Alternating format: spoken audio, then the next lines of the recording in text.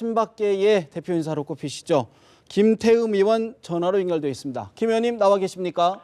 예, 안녕하세요. 네, 오래 기다리셨는데 네네. 지금 저희가 대담 오늘 이른바 살생부를 놓고 지금 나와주신 여러분들이 굉장히 치열하게 논쟁을 저희가 벌이고 있는데 네. 김 의원님 보실 때 뭐 지금 여러 가지 와전됐을 가능성이 높지만 두 분의 이야기, 김 대표 아니면 정두원 의원 두 분의 말 어느 쪽에 더 신빙성이 있다고 보십니까? 글쎄요, 저는 그 두 분의 그 지금 말씀이 틀리잖아요. 정두원 의원은 40여 명의 궁천 그 살생부 명단을 그 친박 핵심한테 넘겨받았다는 말을 김무성 대표한테 들은 거고요. 그렇죠. 김무성 대표는 이는 부인을 했지만은 찌라시에 떠도는 공천 살생부 명단에 대해서 정두원 의원과 대화를 나눴다는 부분은 비서실장을 통해서 인정한 거 아니에요? 예. 그런데 이 두 가지적인 그런 측면에서 누구 말이 맞느냐 이 부분은 이제 진실 규명을 해봐야 될 거고요. 예. 지금 당에서 지금 최고위원회에서 이 의총 끝나고 난 다음에 두 분한테 얘기를 듣기로 지금 정했으니까 예. 그것은 이제 진실 규명을 해봐야 할 거고요. 다만 이 문제 속에서 이게 참 국민들한테는 참 볼상사나운 이런 모습들을 비춰주는 건데 예. 김무성 대표 당 대표께서 찌라시의 그런 말이라고 하더라도 의원을 불러서 논의해서 이렇게 당을 그 분열하고 내분을 주장하는 예. 이런 부분들에 대해서는 뭔가 정확하게 짚고 넘어가야 된다 이렇게 생각을 하고 있습니다. 여러 가지 김무성 대표 입장에서도 부담스러운 측면이 있었을 텐데 어떤 맥락에서 이런 일들을 의원들에게 전달을 하고 또 일부가 언론에 공개되고 이런 일들이 벌어진다고 생각하십니까? 원래 이 공천 살생부 이런 부분들은 매년 선거 때마다 이게 불거지는 일이잖아요. 예. 이건 후보자들한테 이게 그 공천이라는 그런 부분은 매우 중요하고 또 이 그 공천 과정 속에서 이해관계가 대립이 되잖아요. 예. 그렇기 때문에 이런 부분들은 매일 불거지는 일인데 당 대표께서 지금 보니까 정두원 의원만 불러서 얘기한 게 아니고 다른 사람들한테 얘기하고 김용태 의원 등등 또 다른 그리고 또 그 측근들이 이런 얘기를 며칠 전부터 불거지기 며칠 전부터 얘기를 하고 돌아다녔다는 거 아니에요? 예.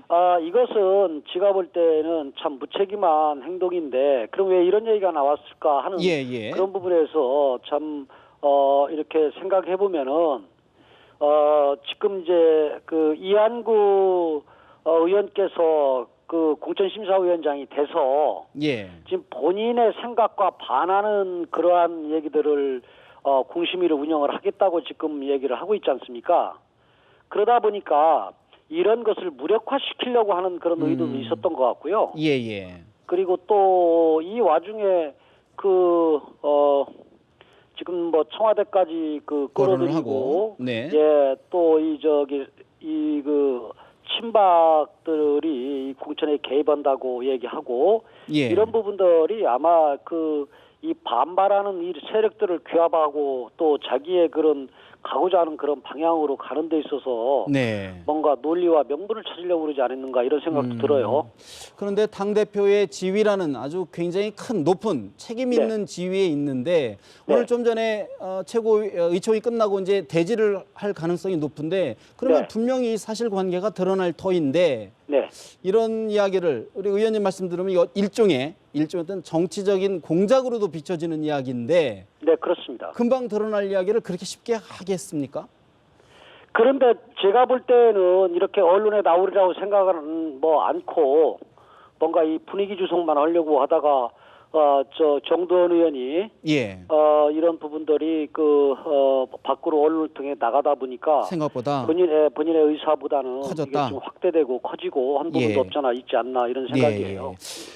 사실 또 일부에서는 이것이 이제 이른바 친박계 의원들 일부를 희생시키고 그다음에 또 정치적으로 반대편에 있는 이른바 비박계 의원들은 학살하려는 이른바 논개 작전이다 이런 이야기 나오는데 좀 얼핏 듣기에는 좀 그럴듯한 시나리오로 들리는데 어떤 입장이십니까?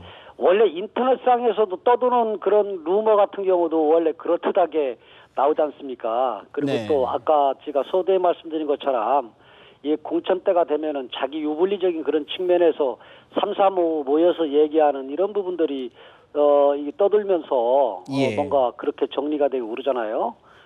그렇기 때문에 저는 그런 부분들은 소설 같은 얘기예요. 소설 같은 이야기다. 네네.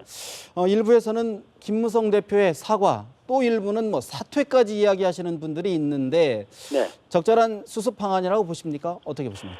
저는요, 두 분이 이 진실 규명을 통해서 김무성 대표의 말씀이 맞다고 그러면요, 이건 사과 정도로 이렇게 뭐 끝날 수 있는 부분들인데요. 예.